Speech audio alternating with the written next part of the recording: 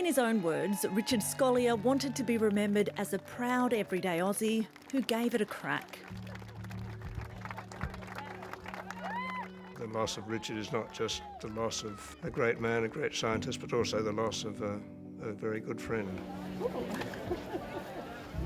He was humble, he was caring, he put other people's lives ahead of his own. Yeah, what a night. He grew up in Tasmania, where he studied medicine, a career which later took him to Canberra and Sydney. I first met Richard over 30 years ago when he came as a trainee pathologist at the Royal Prince Alfred Hospital in Sydney.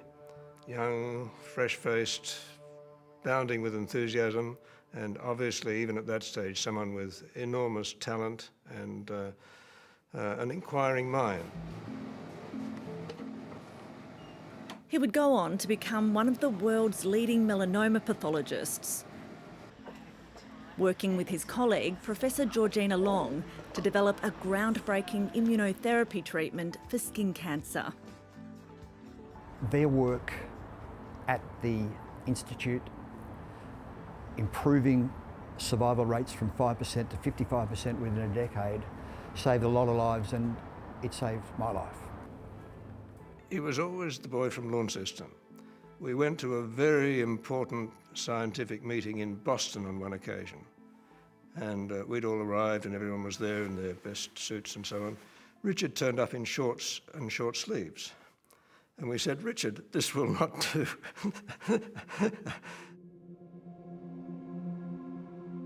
But in 2023, Richard Scolyer collapsed while overseas with his wife and was diagnosed with an aggressive and incurable form of brain cancer.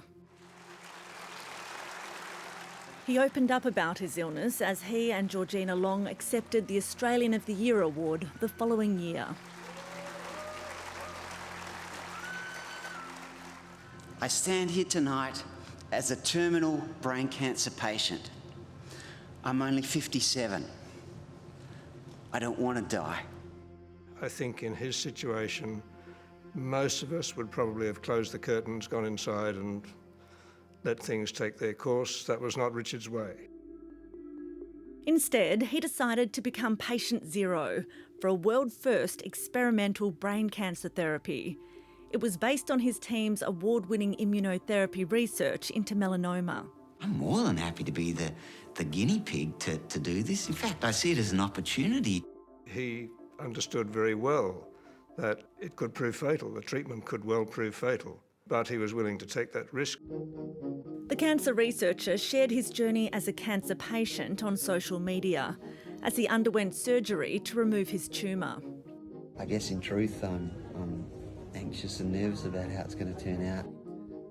The early results were promising, and for many months there was no sign of the tumour returning. I just got news. What?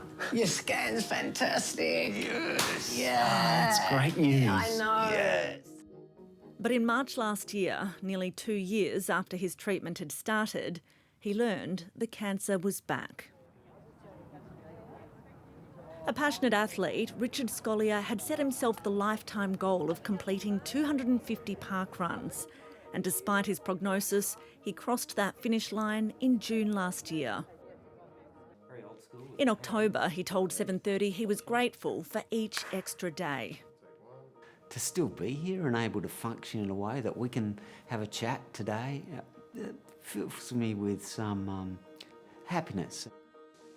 Earlier this year, clinical trials started in the US as a result of his experience.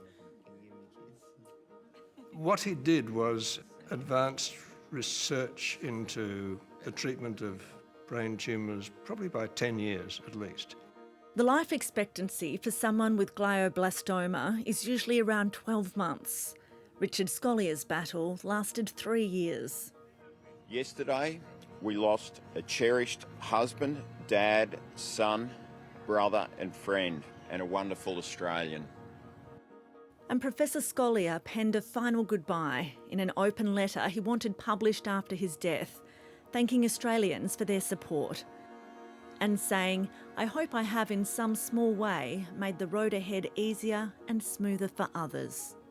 Even in the face of really difficult news, he was prepared to still get out, enjoy life to the fullest, and I think that's an important lesson for all of us.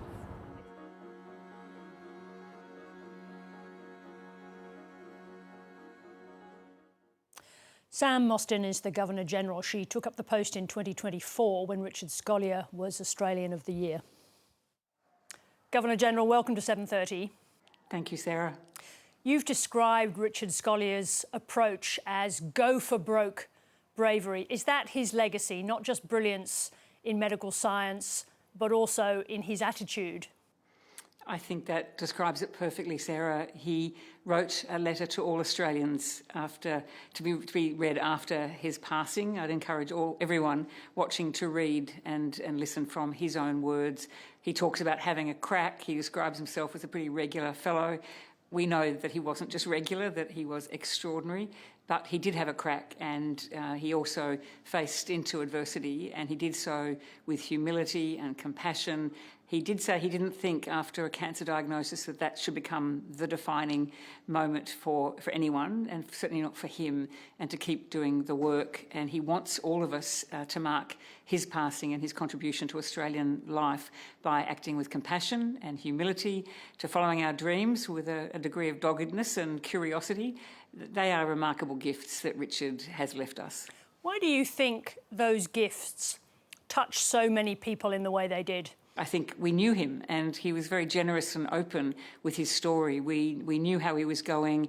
His family was so generous in sharing with us how he was, and he kept going, and he kept talking with incredible optimism and positivity. I think he gave a lot of people a sense of hope, and in the way he faced into his own terrible illness.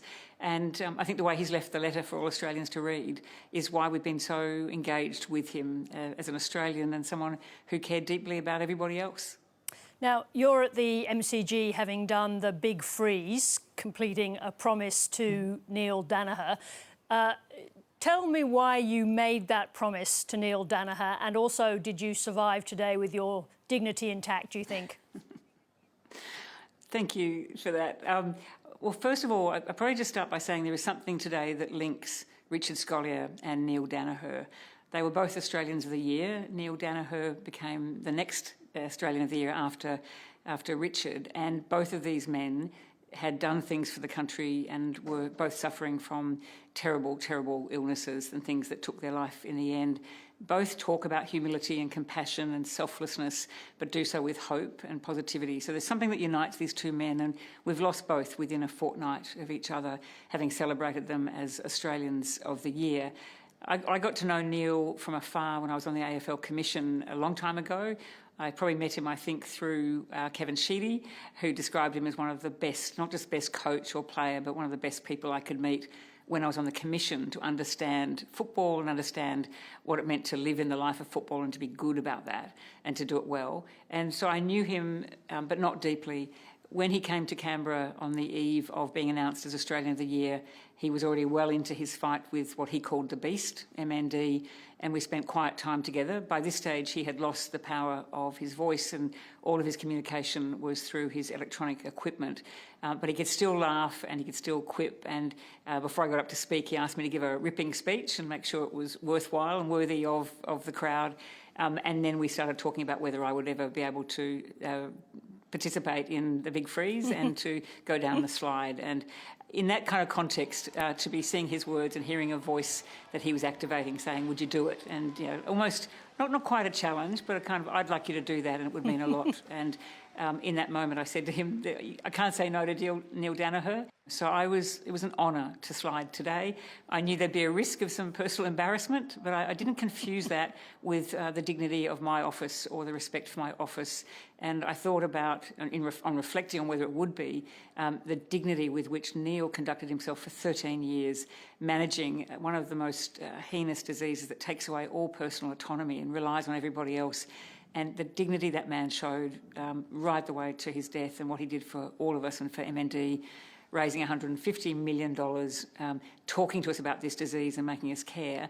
I was really proud as Australia's Governor-General to represent, and I think I've been trying to think about this all day, being at the G and seeing almost 100,000 people cheering all the sliders on.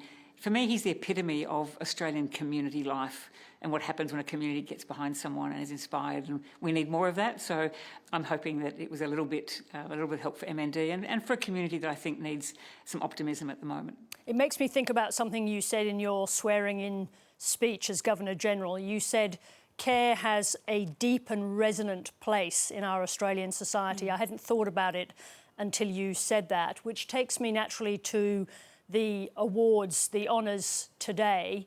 What place do they have in a contemporary society? Is that about care now? I think so. That's a really lovely way of talking about it, Sarah. I like the way you've just framed that it can be a modern form of care.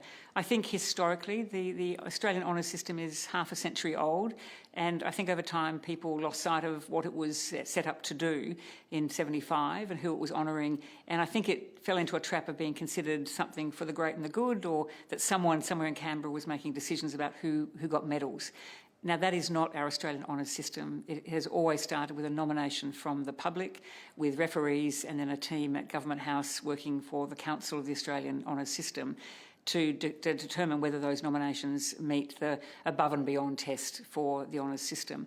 And I think over time people stopped nominating. They saw people in the lists that probably they thought were just doing their jobs. I don't think that's ever been the case, but it was something that people could reflect upon.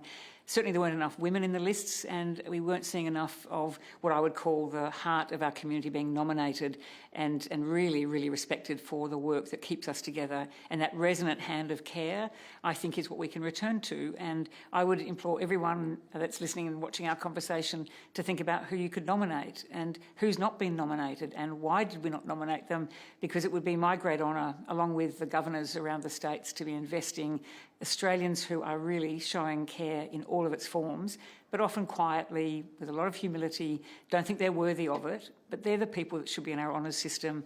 And I said most recently that I'd love people to look at the honours lists in the next few years and say, I recognise our country through that list. Governor-General, I'm glad to see you warm and dry. Thank you very much indeed for joining us to speak about two great men as well as the awards. Thank you. It's been a great pleasure. Thanks, Sarah.